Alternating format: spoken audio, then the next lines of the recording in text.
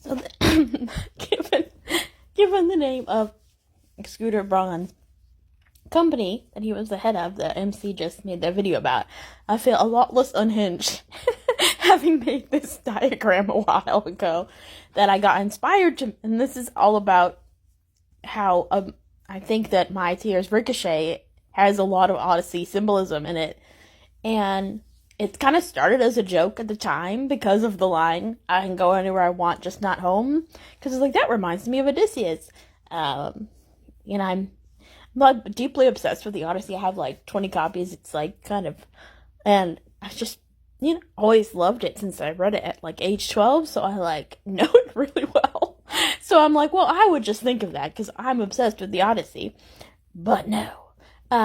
It actually got inspired by this great post on the Gaylor subreddit that was randomly about like Pirates of the Caribbean and how My Tears Ricochet recommended that poster of that, and it recommended them of like the Davy Jones romance with Calypso, and then of course it was very convincing. So if you have a chance, read that post. I was like, I was into it. I don't know. I'm open to it. Very interesting and talking about like how there's 8 dancers and the 8 dancers are like 8 pieces of her heart. It's a whole thing. But of course Calypso made me think of the Calypso in the Odyssey. And then I was like, oh, maybe there's something more to this. Why don't I just do some unhinged digging and theorizing? And then the more I thought about it, the more it made sense. But I couldn't tell if I was just losing my mind, so I didn't actually post it. But now I feel vindicated. Because I was thinking a lot about like My Tears Ricochet and kind of being a really good metaphor for like Greek tragedies in general. Because one thing when I noticed on a recent reread of both the Odyssey and the Iliad was like, everyone's crying all the time. And like that was sort of a heroic male ideal to just constantly cry, I guess. And I mean, things were rough, but there's, a lot of like, it really shows how different it is as a society, and like how, if you read, everyone's just crying. Odysseus cries all the time, and I can relate. So I have a lot to say, but this was my diagram, and it was, I'll go back to that first, but it was further confirmed by the tour. I was watching the tour visuals and thinking about if anything reminded me of the Odyssey. And then, of course, lo and behold, there's this giant eye that reminded me of Polyphemus. And she says it flashes on the screen right when when she says cursing my name. Which is exactly what Polyphemus does after he's been blinded. After he's been blinded by Odysseus, who needs to escape from his lair. Odysseus, to quote the song, doesn't have it in him to go with grace. And so he shouts his real name and says, you thought nobody was hurting you, but it was actually me, Odysseus, son of Laertes, of Ithaca, blah, blah, blah. And that's why he gets stuck. He's about to make it home to Ithaca, and he gets stuck because Poseidon is the father of Polyphemus, and he curses him, and he won't let him go away. And Athena literally has to, like, sneak him back home, because Poseidon is away on a business trip in Ethiopia. Business and pleasure. And so she has to, like, sneak him in, back home, and it's a whole ordeal. Hence the book. But, so I was thinking a lot about that, Polyphemus, and just the general theme of death. And also, one thing that there's also, a big shot of the whirlpool. Do I have it there? I thought I saved a screen grab of it. Nope, I did not. There's a great shot of the battleship sinking beneath the waves and getting sucked into a whirlpool, which is exactly what happens in the Odyssey.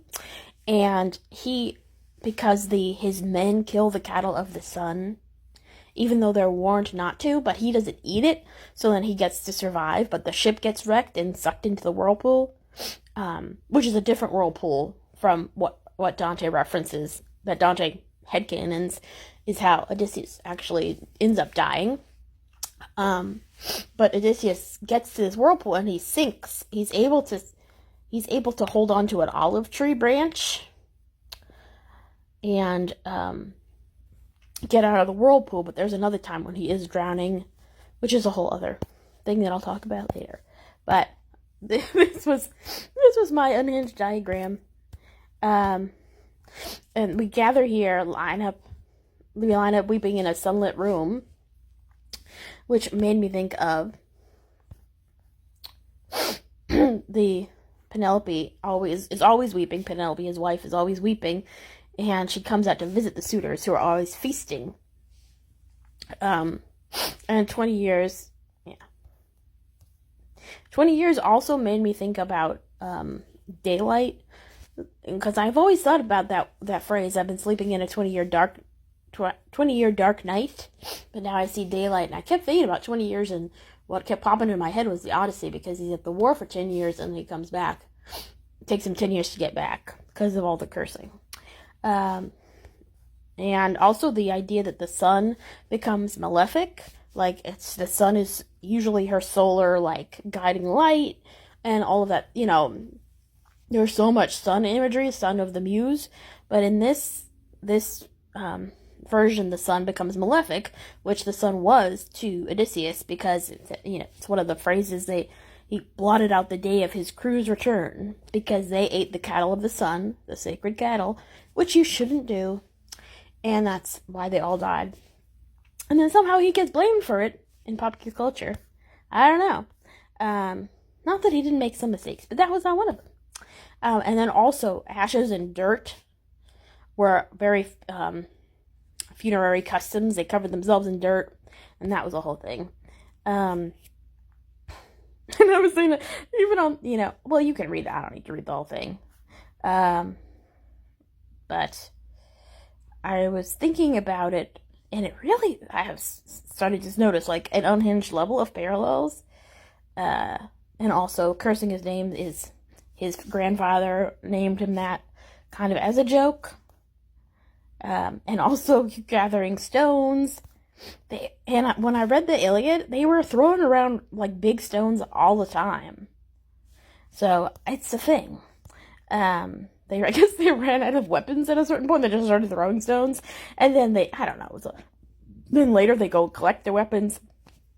But I was thinking a lot about it. And another reason that it could be related to her is that some people think Odysseus is a man whore, but I kind of think he had no choice.